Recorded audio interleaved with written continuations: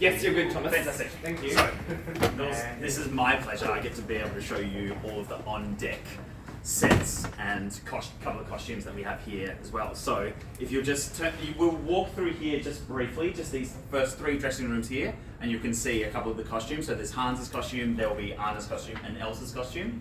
And then we're going to make our way through to stage left there.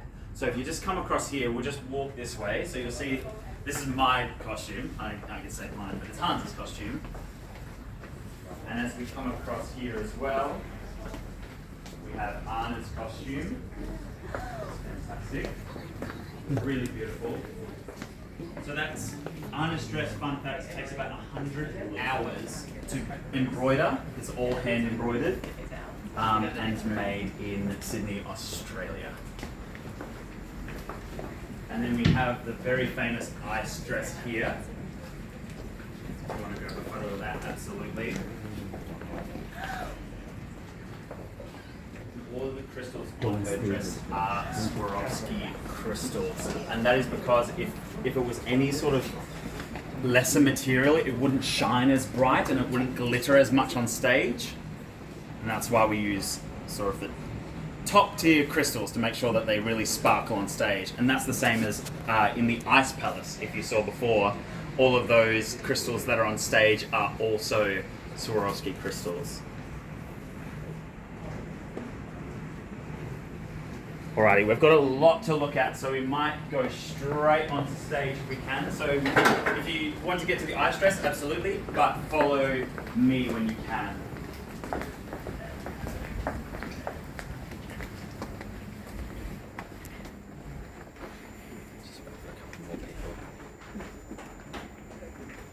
They're so detailed, they're so beautiful, all of the costumes. Squeeze behind you there.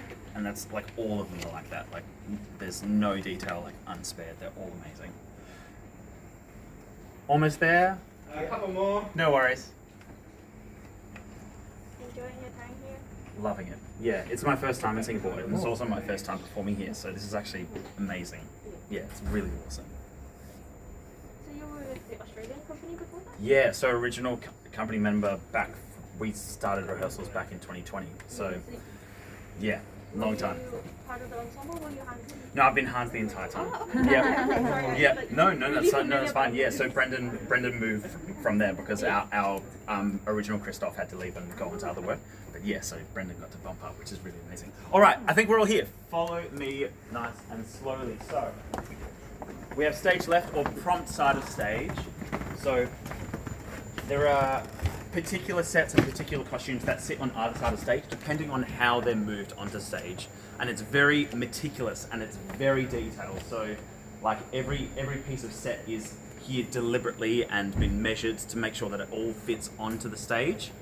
And so if you look over here, we have a couple of the props that hang over here, so and you'll get to all see these in action tonight, I hope. So we've got a couple of we've got Christoph's lute. We have a couple of crossbows, we have Elsa's shackles, we have a couple of blankets, a couple of pieces of costume which Anna dresses into, like quick change almost within seconds, and a couple of toys for the little Anna and little Elsa, which is really amazing. And as you can see, past all of this, we have all these really super technical elements as well, which I'll get into once we get onto stage. So if you just make your way through, so we have, this is a little portion of Oaken's hut. So as we know, Oaken, the yoo-hoo. If you've seen the movie, I'm sure you've seen the movie. It's actually, it turns 10 years old this year. How crazy is that? 10 years old. So as we come across, this is, so we've got Oaken's hut. We have some of the suits of armor which you saw in First Time in Forever. And actually behind there we've got a couple of Elsa's ice strikes, which come on stage and they illuminate on stage as well. We have a library, the library scene fireplace here, which I get to play with in Act 2, which is very fun. And also we have, I believe this is little Anna's childhood bed, which comes on stage at the beginning of the show as well. Really beautiful. And all of these are just like some of the elements where Elsa is, showing off her magic as a little kid, and it all happens sort of live on stage there. And as you can see above us, there's a couple of sets hanging from the roof. Now, if we were to put all of these sets on the ground, we would not be able to move backstage, which is why it all gets hung up here.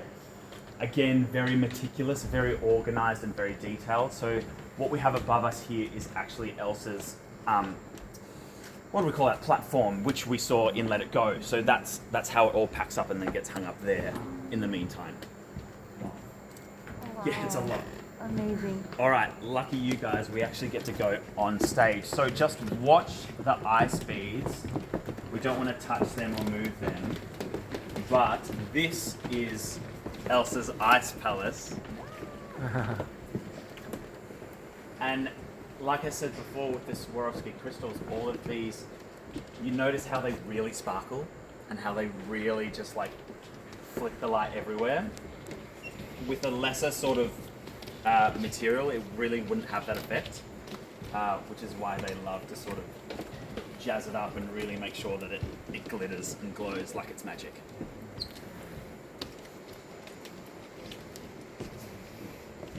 Make our way through slowly. Try not to get into any shots if you want. So while you're getting your shots, fun fact, it takes about 60 plus people to bump in this set and all of the costumes. Huge amount of people. And it takes about 5 days for them to bump all materials in. And like Ben was saying at the beginning, it takes about 26 shipping containers worth of sets and costumes and the like and props and all of that to get it here across to Singapore, which is amazing. And those 5 days of bumping in don't even include rehearsing and dry teching. They have to get it all set up, and then it takes then a prolonged period of time for them to be able to, you know, do a dry tech, which is essentially where they tech the show without the actors, and they basically run a playback so that they can do it cue by cue, do the show and make sure it's all safe and it's all running smoothly. Okay, we'll make our way this way. Oh, it's got an end.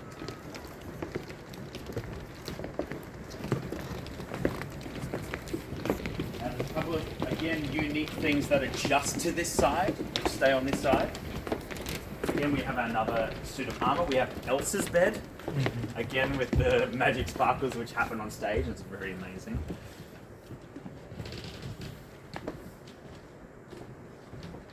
Have a couple of torchieres which come on during the coronation scene, so when Elsa is becoming queen, and they flicker and light up as if they're sort of, you know, live on stage flames, which they're not flames. Again, Disney magic. And we have, if you see behind the night, we've got the second half of Oaken's hut, which, and Oaken's hut happens at the beginning of Act 2, so that gets placed onto stage before the beginning of Act 2. And now this one's really fun. This is the ice bridge. So, spoiler alert, Elsa freezes Arendelle. And so what happens is the visual media that happens on stage is just absolutely incredible. The whole proscenium arch freezes over. It's as if the stage freezes over itself. And then we have this piece coming on and tracking onto stage as if to sort of further show that Arendelle truly has frozen over. It's very cool. And while we're here actually, so below our feet, there's a really complex mechanism, which is basically is taken care of by the automation team. So all of these sets and props and all these things are all tracked, if you can see, onto these lines. Mm-hmm. And there's a couple of them across there. I believe there's four across there, and then there's one straight through the middle, which was used for Elsa's platform to come forward.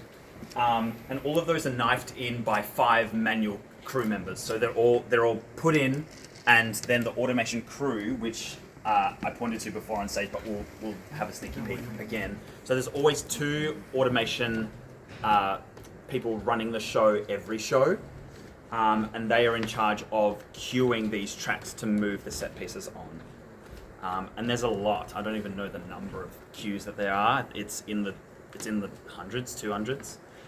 there's a lot going on. So all of this is really complex under our feet, but all of this is a very, it's custom built for our show, and we put this stage in for Frozen. And last but not least, we'll come across here. We have a cheeky Sven head, which is really cool. So we noticed Sven before, and we have two actors who play Sven. They sort of alternate each performance because it is so tasking and because it is so tiring. If one person was to play Sven 8 times a week, it would not be great. You'd be very tired, and we always like to be safe here at Disney. So yeah, so at any given time, there's always 2 actors who play, and they don't alternate mid-show. There's one actor who plays for the entirety of the show, but then they swap the next day. And so, if you'll just creep around here, and you'll all be able to see this eventually. They're sort of doing some preparation stuff now, but we've got our automation team who are behind these. Oh, and I should also mention these digital screens which we saw. So on each of the wings, there are all these digital screens and digital things. I actually got to pull up this stat because it's huge. There's 75 million individual pixels on stage at any given time. So like all of those are then used to manipulate the Arendelle freezing over, or the sun rising up and it warming up, and all of those things. It creates the magic. Honestly, it's absolutely incredible. So our automation team is in control of all of that complexity underneath our feet here, which tracks all of the set pieces onto stage. Now, I'm not sure what time I'm at. Oh. You're okay for now? Yeah, sweet. Great. Do I have anything else to talk about? Oh, yes. So we saw in Let It Go that there's a bit of mist that happens on stage. So we use about 350 litres of CO2 every week to create that dry ice, that freezing feeling on stage, and that happens in numbers like Monster. It just after Elsa freezes the kingdom, also in the Ice Palace, and many other given points. Oh, at the very end, you know how we were talking about how the ensemble become the storm? It also happens in that too, with the amazing costumes, which you'll be able to see upstairs very soon as well, which will be really cool. Anything else? Are there any questions? Does anyone have any dying questions? It's okay, you're all fine. If there's not, we could probably just have a look at these. Absolutely. props here and then There's just a couple of more props along here to the left. Just mind your step. There's a little ramp. So we have Elsa's orb and scepter, which she uses in the coronation.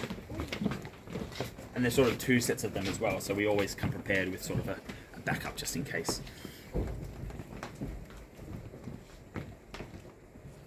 And we have all of these sets as sort of used by various different members in the show.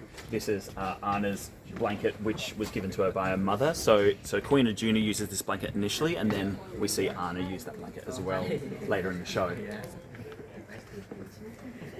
And a cute little Olaf put together, which the little Anna and little Elsa sort of put together. And it actually kind of comes alive. I actually don't know how it works, but it comes alive. It's amazing. All right. That concludes our little stage tour. Thanks so much, guys. Really appreciate it. Thank you so much. Yeah, and enjoy the next level, which you get to see all the costumes and wigs. It'll be awesome. Thanks so much, guys. Okay. Thank you so much. Bye. Yes. So we're just going to come over this way. Pause here for a minute. Just the group that's been upstairs is just making their way down now. So as soon as they come out this door, we'll head upstairs and go see wigs and wardrobe. Okay. Thank you.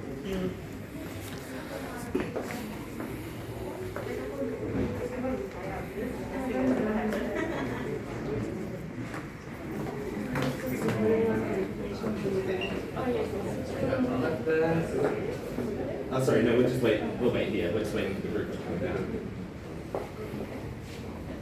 We're going to head up these stairs.